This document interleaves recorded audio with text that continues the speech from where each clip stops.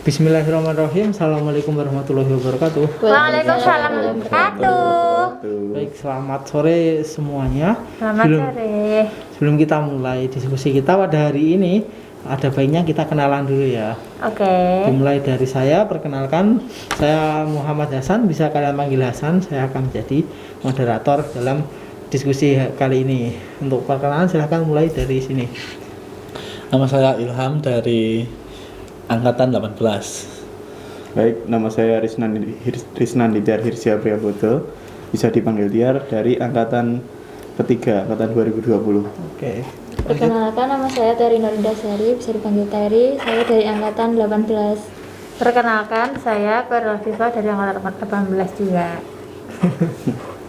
Baik, untuk teman-teman semua, hari ini sore ini kita akan membahas tentang stunting. Kalian sudah pernah dengar kan yang namanya stunting? Sudah Pernah sih. Sudah. Tapi dikit-dikit. Oke, kita langsung masuk saja karena kita membahas stunting. Apa sih stunting itu menurut kalian? Silahkan dimulai dari Mbak Irul. Stunting itu keadaan di mana terhambatnya pertumbuhan seorang balita. Jadinya tidak seperti balita pada umumnya. Seperti itu. Oh iya, untuk Mbak Teri? Menurut saya, stunting itu terhambatnya pertumbuhan pada anak, dan itu tidak, kalau misalnya itu umurnya itu sama tetapi pertumbuhannya itu berbeda seperti itu. Kalau dan itu bisa mempengaruhi Kecerdasan. Iya, kecerdasan anak tersebut. Seperti itu. Oke, untuk Mas Tiar? Kalau menurut saya itu stunting itu kurangnya gizi yang menyebabkan pertumbuhan dari seorang anak itu terhambat. Jadi bisa seharusnya pertumbuhannya bisa lebih tinggi, anak itu masih pendek seperti itu. Oke, untuk Mas Ilham? Nah, menurut saya stunting itu gagal tumbuh ya. Kan di usia seperti semisal si A usia 2 bulan atau 1 bulan, itu si B belum tentu bisa mengimbangi si A yang tidak stunting dan pertumbuhannya bagus. Itu kan dipengaruhi oleh beberapa faktor, terutama kan dari gizi itu tersendiri saat ibunya mengandung itu nutrisinya terpenuhi atau tidak, ataupun saat pasca melahirkan tersebut gizi terpenuhi atau tidak. Seperti itu sih. Oke. Jadi untuk gampangnya ya kita diskusikan stunting itu, kalau orang nyebutkan itu kerdil ya, untuk singkatnya biar mudah dipahami. Kalau menurut kalian ini cocok nggak sih orang stunting itu langsung dijudge kerdil? Kadang kan kita juga nggak tahu, orang itu pendek kan langsung dijudge, oh kamu pasti stunting. Apakah bisa seperti itu menurut kalian? Enggak sih. Enggak lah. Enggak sih. Itu kan malah ke body shaming kan? Apa namanya itu? Body shaming kan? Itu nggak benar menurut saya, karena pendek atau tingginya seorang itu di faktor genetik biasanya. Genetik sama kalsium, gizi tertentu seperti itu. Sama orang itu dikatakan stunting itu harus memenuhi beberapa indikator.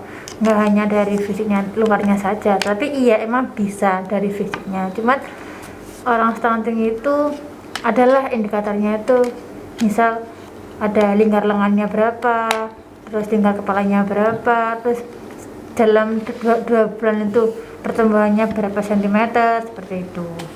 Kita sepakati ya kalau stunting itu bukan kondisi yang baik. Iya. Jadi karena stunting ini bukan kondisi yang baik, menurut kalian cara pencegahannya itu bagaimana?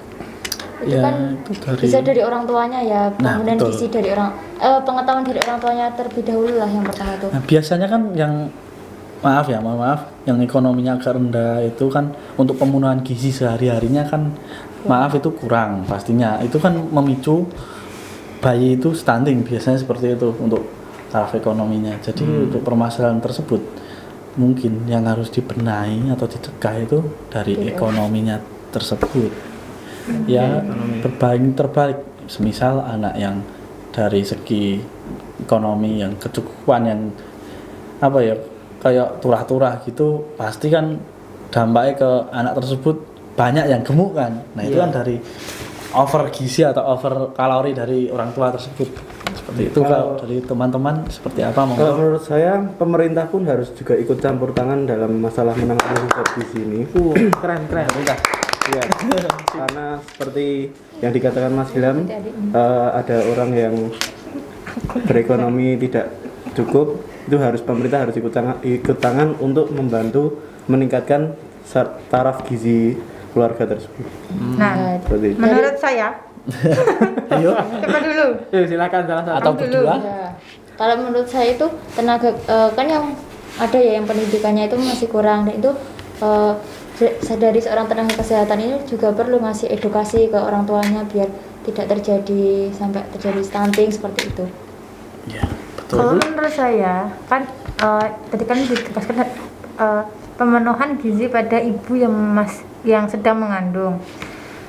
Kebutuhan gizinya kan banyak ya, ada protein, kalsium. Nah, mungkin ada juga ibu hamil yang memiliki alergi atau tidak bisa mencerna atau menelan susu yang banyak. Jadi bisa dialihkan menjadi produk atau makanan yang mengandung banyak protein, kalsium, seperti itu. Seperti makanan pengganti, misal pengganti susu kan bisa diganti dengan yang ada proteinnya seperti daging merah, daging ayam, daging-dagingan lah.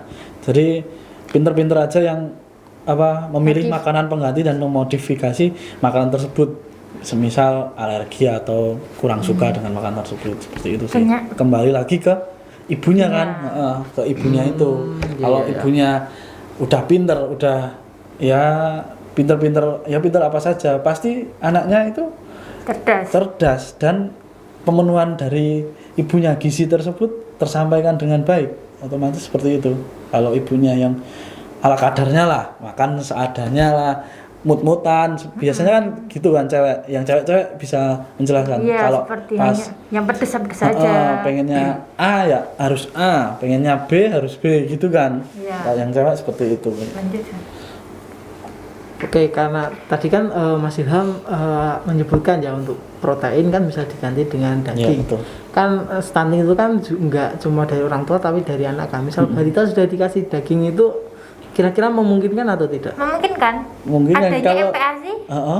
makanan penambah ASI, semisal kan bayi yang ASI itu sampai berapa bulan? 6 bulan kan minimal. 12 bulan atau 6 bulan itu? 2 tahun kan.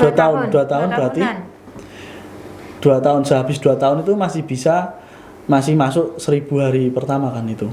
1000 hari pertumbuhan. 1000 masih kan. Hari-harinya emas balita. Masih kan. Nah, itu misalnya sebelum itu kekurangan gizi atau kekurangan asupan, dipus aja, nanti sehabis ASI tersebut kan masih bisa makan selain nasi, makanan pendamping ASI atau penambah ASI kan itu.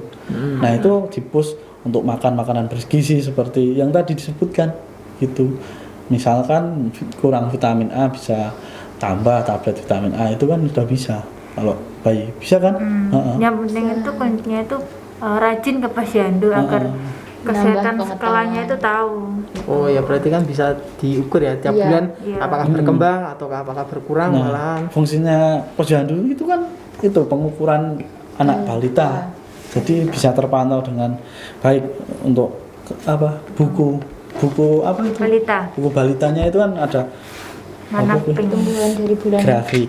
Jadi dari nol ya. Dari nol sampai dia balita 5 tahun, berarti sampai 5 tahun itu ada grafiknya. Seret gitu. Informasi yang bagus.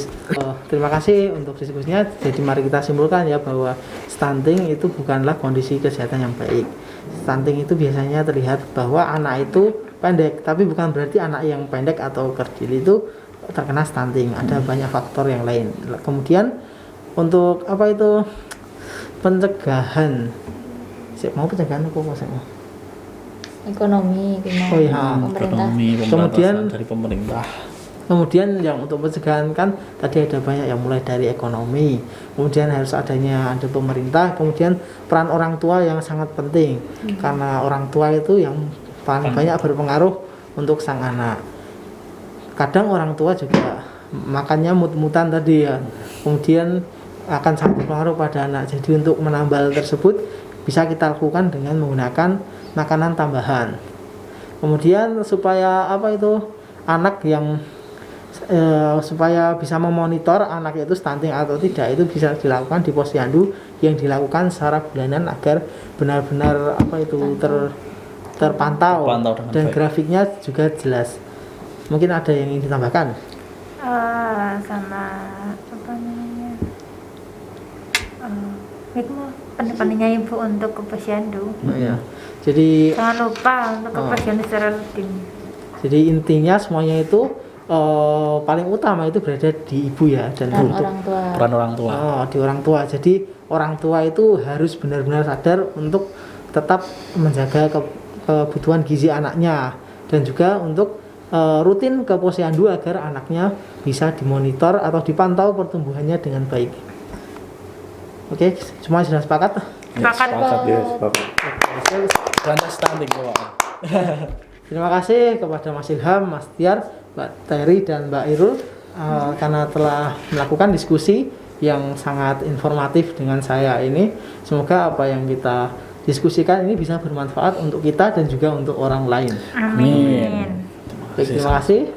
Saya Hasan sebagai moderator, saya pamit undur diri. Kita tutup pembahasan kali ini. Wassalamualaikum warahmatullahi wabarakatuh. Waalaikumsalam warahmatullahi wabarakatuh. Terima kasih. Stunting.